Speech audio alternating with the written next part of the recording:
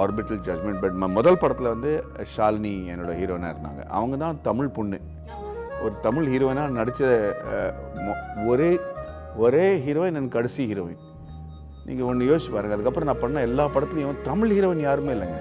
நான் ரொம்ப தவிச்சிட்டேன். ஏன்னா எனக்கு வந்து நடிப்புனா அந்த வாய்ஸ் மாடுலேஷன், அவங்க பேசுகிற விதத்தில் நம்ம எப்படி ரெஸ்பாண்ட் பண்ணுவோம், அவங்களுக்கு அந்த மொழி தெரிஞ்சிருந்தால் ஏற்கனவே எழுதின டயலாக் மேலே தானாக டயலாகை ஆட் பண்ணி அப்போ தானே நம்ம வந்து அதில் இம்ப்ரவைசேஷன்ஸ் அண்ட் அந்த ஒரு கேரக்டரைசேஷன்ஸ் கொண்டு வர முடியும்.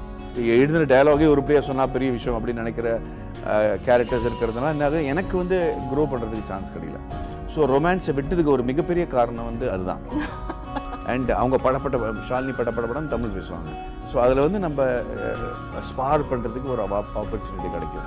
ஸோ நான் லைவ் சவுண்ட் இல்லாமல் படம் பண்ண மாட்டேன்னு முடிவு பண்ணி பல வருஷங்கள் ஆயிடுச்சு.